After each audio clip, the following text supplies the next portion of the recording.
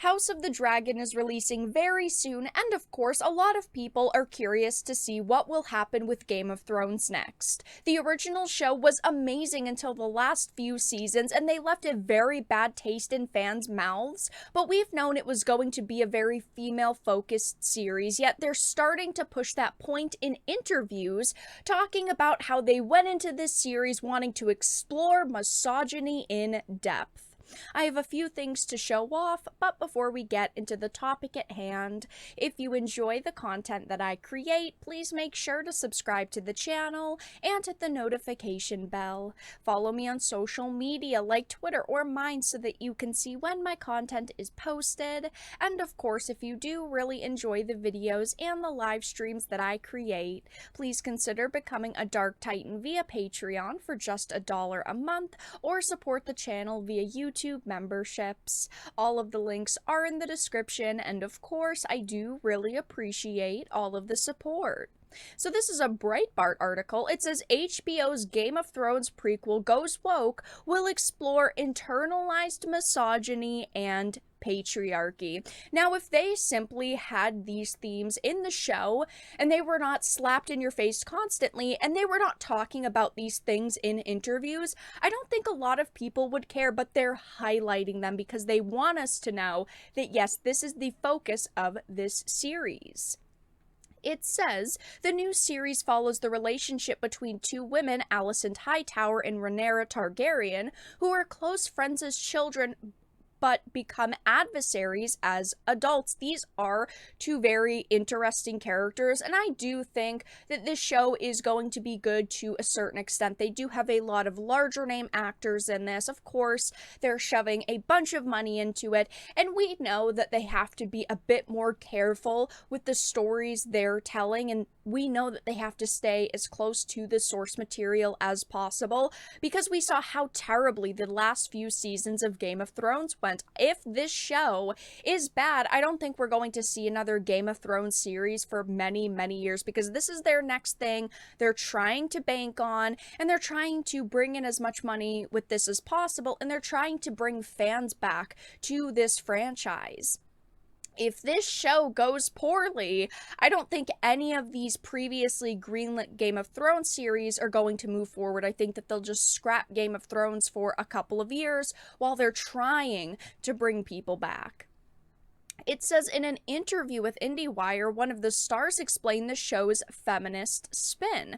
House of the Dragon really creates a nuanced conversation of misogyny. We don't only explore it through a level of women being shut down and the patriarchy, but also go in depth about the internalized misogyny that women are constantly faced with and the competitiveness. Alicent and Rhaenyra's relationship is the forefront of that conversation. Of course, we're already seeing these actresses come forward and give us a bunch of different terms to hopefully bring people in. Oh, it's going to face misogyny and patriarchy and all of these disgusting things, and it's at the forefront of the conversation. They're trying to prepare us for these themes, but I think that to a certain degree we expected them because, again, the main characters in this show are female. But it's like they're trying to preemptively set up this show, so of course if it fails, if it receives backlash, they can go, oh no, it's just misogynists and these types of people who are trashing the series. Of course, they don't actually want to look at real criticism and actually create better work. No, they're just setting this up as a shield already.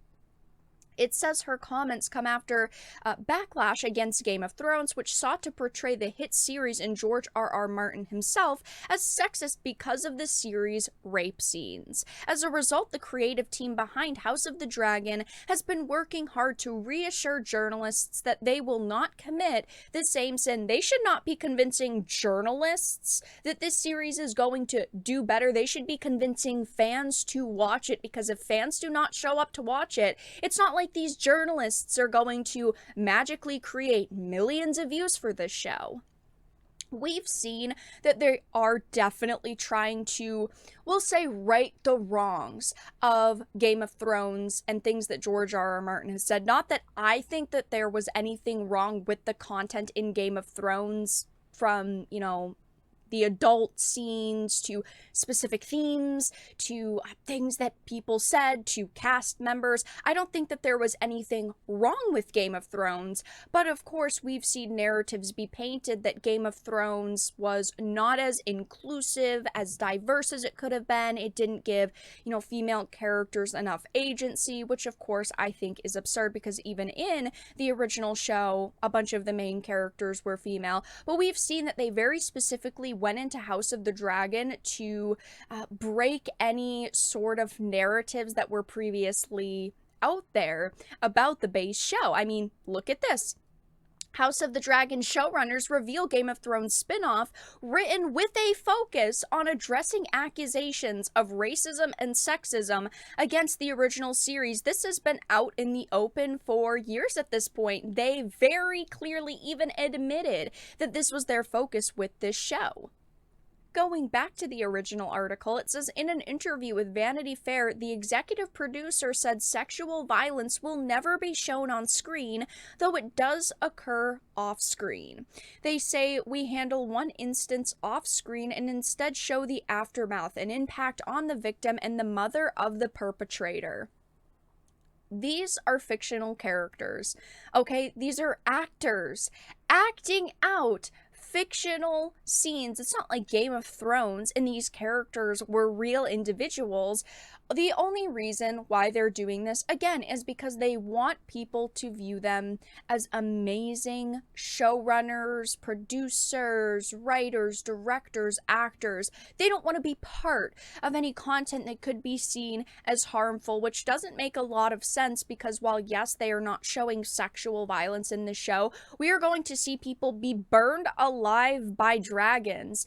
It's not like that was the only instance of adult content in this series, but of course they just want to be able to say, look at us, we didn't show this scene because we're stunning and brave. It's absurd. This is a show for adults. You should be fine with showing adult content.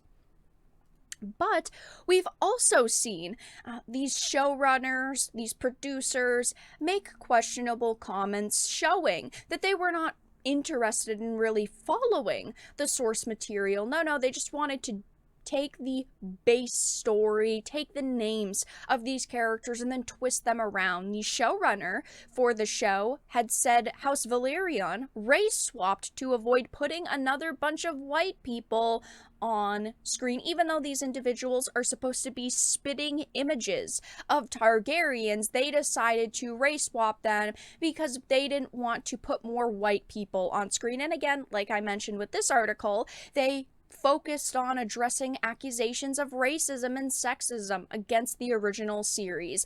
I'm not very excited for this show at this point, just because Game of Thrones ended in such an awful way. I don't really have a lot of hope in these people when it comes to following source material and creating another good show. I think that the actors seem great for the most part. I think that the promotional material does look decent. It does look high budget, but at the same time, these are very clearly themes that they wanted to focus on with the show, which could end up ruining the overall atmosphere and the experience that we get.